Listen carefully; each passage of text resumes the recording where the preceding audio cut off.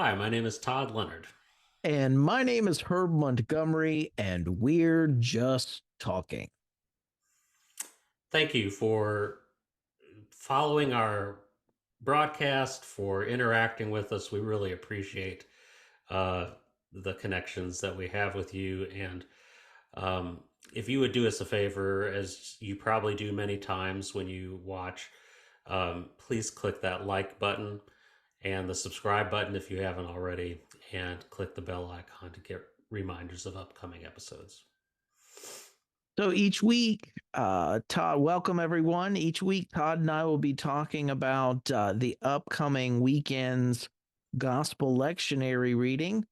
And our hope is that our conversation will be just, as in justice. And that's why we call it just talking.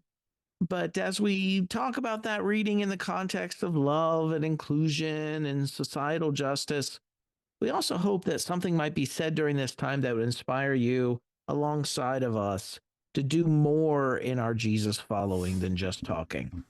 So, Todd, what passage are we looking at this week? Well, we have now moved into the new lectionary year. So Yeah. we are in lectionary year B and week one of Advent. And Happy the Advent, passage, everyone. yeah, happy Advent. So our first passage in Advent is Mark chapter 13, verses 24 to 37. So, yeah, this is kind of a challenging text. It's talking about the sun being darkened, the moon not giving its light, and the stars will fall from the sky, and heavenly bodies will be shaken. And maybe that's appropriate living in the times that we are today with climate change and the ecological crisis that we have created for ourselves. Um, but first, I think we need to understand it in the context of the people for whom it was written to, the original audience. So we have that. Then we have the lesson of the fig tree. When you start to see the buds and the twigs getting tender, the leaves coming out, you know that summer is near, the seasons are changing. So there's a call to notice when the winds are changing, when society is changing, when the seasons are changing. And that could be economic, political, social, religious. And then that finally it wraps up with the imagery of a householder leaving his servants in charge, and just saying to be on guard, be alert, stay awake, or to use the vernacular, stay woke. Uh, that you don't know when the house owner is going to be returning. And so it ends with, I say to everyone, keep watching. So it's an interesting passage, apocalyptic. And the first theme of Advent every year is that of hope. So what do you make of this week, Todd? You got any thoughts? Yeah, I mean, this is, the interesting thing about Advent is it's kind of putting you, it's kind of inviting you in one sense to take yourself back and putting yourself in the shoes of those who were awaiting for Messiah to come thousands of years ago, and to kind of reimagine that experience of waiting for the coming of Jesus and his birth in Bethlehem. Um, and yet, and at the same time, it's also an invitation to for us to watch and be ready for the second coming of Jesus, and getting ready for that. And so there's a dual thread that kind of There's runs some through the tension season of there. Advent.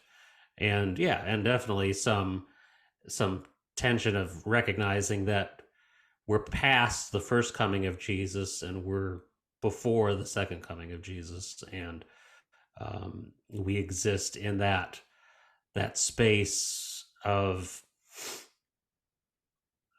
in some sense saying that there is that something has happened and something more is to come, and we're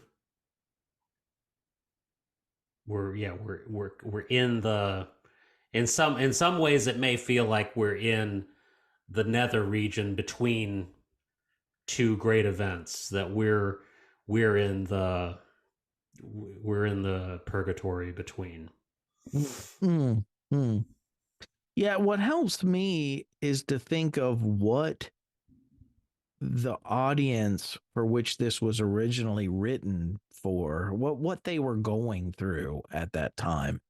And depending on when you date the book of Mark, it could be either just prior to the Jewish Roman War that culminated in the late 60s and 70 with the destruction of Jerusalem and the temple there, or it could be just immediately after. It's either late 60s or early 70s. Those are the two most popular opinions.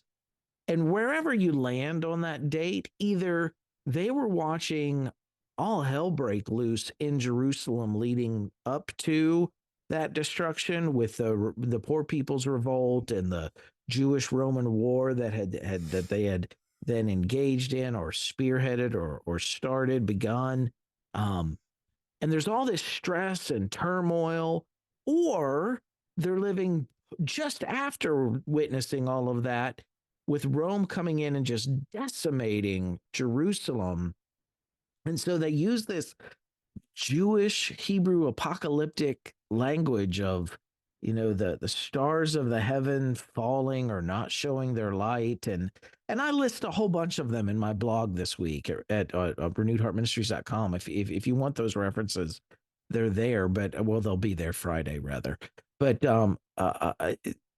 they give all these references saying that all this stuff has happened, and not to be too, I mean, you can't be, there's already this stress and tension of what they're feeling with the world around them. And the message was keep watching, keep alert, don't stop believing, don't stop, holding on to the elements of Jesus and the Jesus story that first won your heart. The world can still be a safe, compassionate, just place. And that's a hard sell, either in the context of war or just in the wake of a war that has just ended.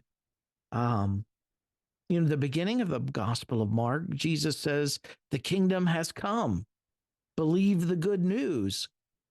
And around the destruction of the Jerusalem had been really, really hard to convince Jesus followers that God's just future had arrived, because the world sure didn't look like that. And so the message is don't lose hope. Don't lose hope. Hold on to hope. And I can see why the lectionary chooses this passage, because that's, hope is the theme of the first weekend of Advent. Yeah, those passages, yeah, are designed to. I mean, this passage specifically is designed to tell people just keep watching, don't give up, don't don't throw this whole thing out. Um, And I think it's that's important for the time in which it was written, because surely they were watching their world, and especially Jewish Jesus followers. They were either watching their Jerusalem fall or they had just seen it fall. mhm. They were either in the process of the world coming apart or their entire world had just come apart. The world had just been turned upside down for them. And so, how do you navigate that? Do you just chuck the whole thing and say it's a utopian dream that Jesus was selling? Mm, mm, Or do you keep believing in the golden rule? Do you keep believing in loving your enemy? Do you keep believing that you can change the world through nonviolence? mm, Do you keep holding on to your commitment to take care of others and their commitment to take care of you and community and all those kingdom themes that Jesus taught, those justice themes that Jesus taught?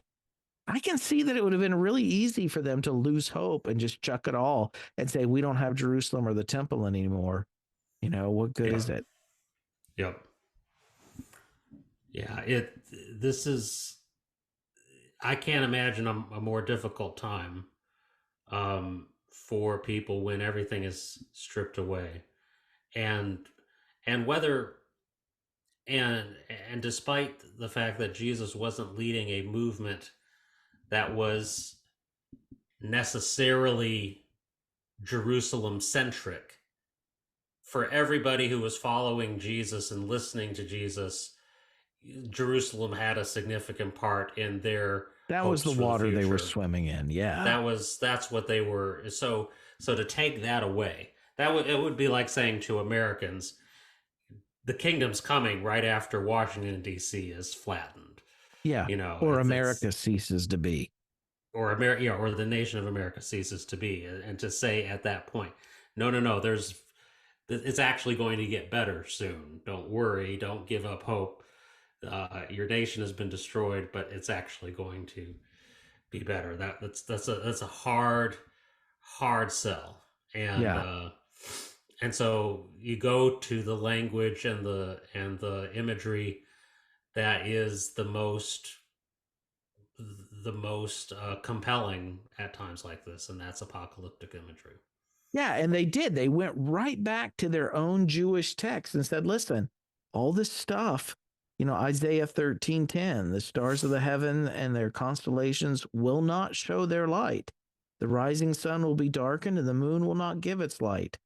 Ezekiel 32, I'll cover the heavens and darken the stars. I'll cover the sun with a cloud, and the moon will not give its light. In Joel chapter 2, before them the earth shakes, the heavens tremble, the sun and the moon are darkened, the stars no longer shine.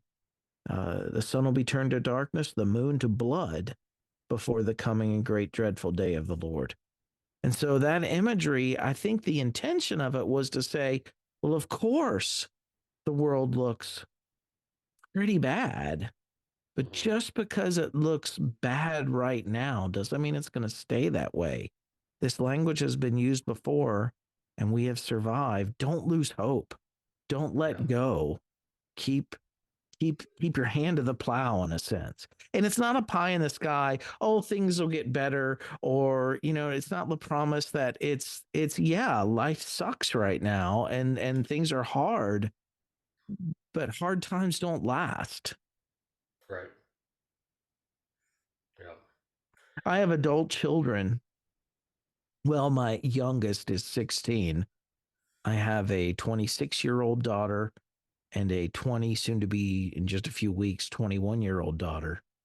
And and I notice that many of the people in their age bracket right now just continually live with this backdrop of this low level anxiety that is always there. And as I've had conversations, it makes sense. I don't know a single person right now that isn't wrestling with something economic. I mean, I know that we just barely escaped a recession 3 years ago. And people can say, yeah, but we're doing better than any other economy on the planet. And so it's relative. Um, but everybody's hurting financially right now. Well, I shouldn't say everybody. The wealthy got wealthier during the pandemic, but most of the people in my social group and below it, are struggling financially right now. They're hurting economically. So you got economic strife. And then in America, you've got the political circus that is happening right now. And as much as people try to ignore that, that creates background tension because there's Right. instability. You don't have the assurance that things are being responsibly taken care of. And then you've got, I mean, there's some crazy stuff going on politically that shouldn't be going on. And then, then you've got the war, both in Ukraine and in Israel, and daily on the news, this war in Israel, we are just seeing the violence of war portrayed before us every day, as sad as that is. and the killing of innocent lives, including children, that creates tension and anxiety and stress. And then I just finished reading a book called "That We and Our Children May Live" on following Jesus and facing climate change or the climate crisis. And you've got all the ecological damage that we've done to the planet, and that we're, some people say we're past the point of no return. Some people say we still can turn the ship, but we're gonna have to do something now. There's no, Mhm. I mean, even those who believe it can change, it's imminent. Whatever we're going to do to change it, it has to be Mhm. done right now. So all Mhm. of this stuff adds to stress, adds to the stress of our daily lives, and it helps me make the bridge with the original audience to today, saying, is there a place for the Jesus story to even say to us when our world looks pretty hopeless too? Mhm. Hold on to the golden rule. Don't give Mhm. up the hope that we can really change that a just world still is possible, that the world still can be a just, compassionate, safe place, safe home for everybody. To still believe in that stuff. And it's hard, even me saying it right now. It's Right. hard. It's hard to really believe that. Yeah. Yeah. So I mean, I can resonate. I resonate with this week's reading. I Right. can see what the author was trying to do for its audience. I feel it. Yeah. For sure. For sure.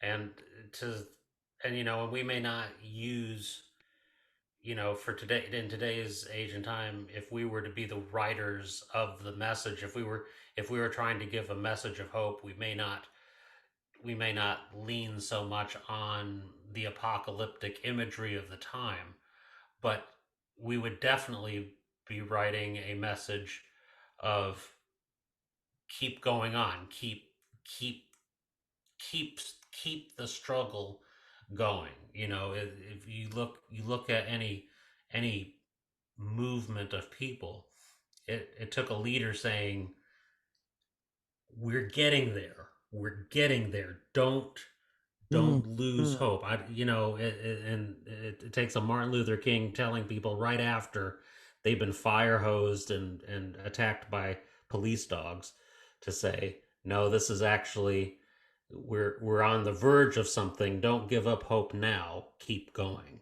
mm, Um, and that's it's we constantly need to encourage one another and tell each other it's not worth throwing away. It still matters to do the work, and the work will pay off. We may not see it immediately, we may not see it even in our lifetime, but the work will pay off because we still believe in a kingdom, a reign, a dream of God that is on its way, and that we can have a part in making that a reality in all the mm. ways that you've mentioned, Herb, that look challenging to us right now. We still can make a difference economically. We can make a difference ecologically. We can make a difference in in our militaristic approach to things. We can still have impact today and push towards a better world for tomorrow. Yeah, I think that's important to remember. As I was preparing for this week's article and blog posts and podcasts and just looking at this week's reading, um, the words of Miriam Kaba, I think held more meaning. I mean, I'm thankful that the first Advent theme is hope. Uh, uh that first weekend, Miriam Kaba writes, "Hope is and has always been a discipline." And it's in moments like this that rings so true, that Mm-hmm. that sometimes it's a choice to hold on to hope, to renew your decision to still hope. And even if the world doesn't change in our lifetime, I mean, you this what you just said brought this up to me. Even if we never see the changes that we're working for, as the poem that was written for Oscar Romero after his martyrdom, after he was murdered, The poem states, "We are planting the seeds for trees that other people will sit under." You know, Mhm. we won't ever see that. We won't ever get that. But even if that's not Mhm. true, I'm reminded of the protester to the Vietnam War who every night would go and stand by himself and light a candle and stand before the White House. And he would just stand there with that candle lit in protest. And someone once asked him, "Do you really think that's going to change anything? Do you really think that's going to really bring an end to the war? I mean, who's listening to you standing out here with this little lit Mhm. candle?" Mhm. And his response was, "I don't do this every night in order to change them. I do this every night so that they don't change me." Mhm. So even if we never do witness the changes that we want, we still get to make choices as to what kind of human beings we want to be, what kind of lives we want to have lived, what principles and ethics and values we want to have subscribed to in our daily life. And that means something. That goes for something. Yeah, absolutely. And to I think of the folks in Gaza right now. I think of the folks in Ukraine and those and to stand up and believe in a better future right now is hope at its most profound. And this is what Mark is writing for. Is he's Yeah. writing for that same kind of courage and, like you quoted, discipline to say, if it takes everything within me, if I never see anything of it, I'm going to keep working for something better. Yeah. And that's that's so hope is a very uh, potent action. It is active emotion living in living itself out Mhm. in the world, and it is. I would argue there's maybe nothing more powerful than somebody who lives and acts with hope. Mm. It certainly is. It's contagious, but it's also encouraging to those who are struggling to have hope, to see someone else still having hope. Mm-hmm. That's strengthening. When you choose to have hope, you strengthen others who are just about to let go of theirs. Yep. Yeah. Yep. So this Advent weekend, this first weekend of Advent, and I love that in the Christian calendar, the old year is now done, and we're beginning a brand new year with Advent. And this first theme, um, so as messed up as the world looks right now, it doesn't look as messed up as it did. Well, maybe for some it does. For me, it doesn't. But for some on this Mm-hmm. planet, it may look just as bad as it did for the original audience here with Jerusalem. And I'm thinking of Gaza and others. Mm-hmm. But during this time of Advent, to keep believing that, yeah, Jesus has left, but the householder's going to come back. He's just gone on a journey. He's going to return. Um, and however you interpret, whatever you interpret that to mean, for me, it just simply means that a just, safe, compassionate world is still possible. That's still future. It can still happen. Mm-hmm. Mm-hmm. However you interpret the language that you use to describe that. Um, but to keep just holding to renew my hope, my commitment to that hope, to keep Mm-hmm. believing that the future isn't fixed. As bleak as it looks right now, the future's not fixed. The future's open. That the moral arc of the universe still can be bent toward justice if we choose for it. And sure, there are other forces at work. There are other people trying to bend the arc the other way. But it's not done yet. And I don't know what the future holds.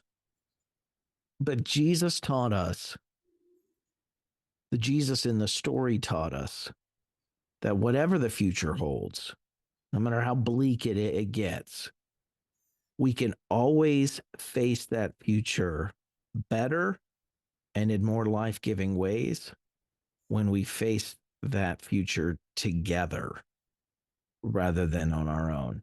There's the temptation in moments like this to pull back and to buy into the Kool-Aid of self-reliance and independence and self-sufficiency, but don't choose to go it alone. Lean into community in moments like this. But again, whatever the future holds, we're going to be able to get through that way better together than we are on our own. I think of apocalyptic wording from Paul in 1 Thessalonians 4, and after talking about the promise of a return of Jesus, he says, therefore encourage one another with these words. Yeah. And we need to hear from each other that despite how permanent something looks today or how catastrophic something looks today, that there is something else still possible on the horizon. Yeah. And so let's take care of each other. Let's encourage each other. Let's keep each other moving in that direction and holding on to hope. And that's what it meant to keep watching, to stay awake and keep watching for the original audience of our reading this week. So yeah, it's a sober reading this week, especially when you look at it through the lens of what the people were going through at that time, to whom it was written for. But I think it's a message that's still relevant for us today. Yep. Don't let go of hope. Yep. Anything else, man? That's all I got this week. What about you? Anything else there that jumps out at you? No, I think we're good. Just need to help each other stay woke and encourage everybody who's watching to keep hope alive. That's right. That's right.